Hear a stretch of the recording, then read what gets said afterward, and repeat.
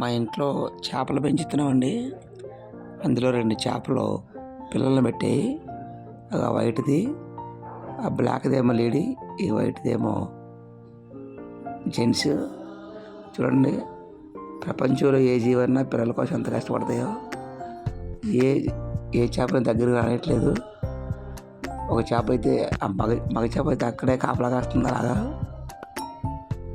అది ఆడ చేప వచ్చింది, బ్లాక్‌ది. పిల్లల మీద ఎంత ఇంట్రెస్ట్ చూడండి, గుడ్లు కాపాడుకుంటున్నాయి. ఆ పక్కనే దగ్గరలో ఇసుక ఉండేది. ఆ ఇసుకని ఊదేసి ఆ గుడ్లు పెట్టుకోవడం కోసం. ఒక్కసారి చూడండి, అట్లా తపన ఎంత ఉందో. ఏ జీవికన్నా ఒకటే, పిల్లల మీద ఇంట్రెస్ట్ చూపెడతాను చూడండి.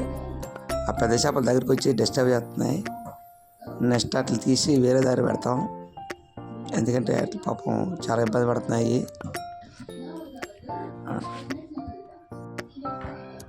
అదిగో చూసారా, అదిగో ఆ బ్లాక్ మళ్ళీ వచ్చింది. ఎప్పుడు కంటిన్యూగా ఒక మగ చేప అయితే అక్కడే ఉంటుంది. ఒకవేళ ఎప్పుడైనా కొద్దిగా ఇసుగు పుడితే ఆడ చేప వెళ్ళి కాపలాగా వస్తుంది, మగ చేప మళ్ళీ రౌండ్ వేసుకొస్తుంది అటు ఇటు తిరిగి. కానీ కంటిన్యూగా అయితే మగ చేపే కాపలాగా వస్తుంది అక్కడ.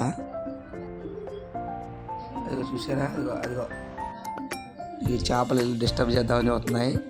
అయినా సరే ఎక్కడ ఆడకుండా పోట్లాడుతున్నాయి వాటితో. అక్కడ చూడండి, అది ఆ తెల్ల చేప ఎప్పుడూ గుడ్లు దగ్గర ఉంటుంది. అస్సలు మంచినీళ్ళు కూడా తాగట్లేదు ఇది. ఇందులో ఉన్న చిన్న చేపలు కూడా ఇంతకుముందు వేరే జంటకు పుట్టిన చేపలే. ఆ చిన్నవి తిరుగుతున్నాయి చూసారా, అవి ఆ చిన్నవి కూడా ఇంతమంది పుట్టినవే. అవి ఎలా పెద్దవి. ఇప్పుడైతే మేము ఆ పెద్ద చేపలు తీసేస్తాం బయటికి, ఎందుకంటే పాపం అట్లా డిస్టర్బ్ చేస్తున్నాయి రెండుని. పెద్దవి తీసేస్తాను త్వరలో. అది చూసారు, ఈ పెద్ద చేప బాగా డిస్టర్బ్ చేస్తుంది. ఈ పెద్దది ఇదే. ఆ పాపం చూడండి, ఆ మగ చేప అస్సలు, ఒక మగ చేప బయటకు వస్తే మళ్ళీ లేడీ వస్తున్నారు, బ్లాక్ చేప. ఇక ఈ పెద్ద చేపే, ఇది పెద్ద రాక్షసిలా తిరుగుతుంది. ఏదేమైనా ఈ గుడ్లు కాపాడుకునే విధానం చూడండి ఎంత నీట్గా ఉన్నాయో చేపలకి. అదిగో అయినా చూడండి, మగ చేప ఎక్కడి నుంచి కదలట్లేదు అసలు. ఇదిగో ఈ గ్రీన్ చేప మంచిదే, ఇది కూడా రెడ్ మంచిదే.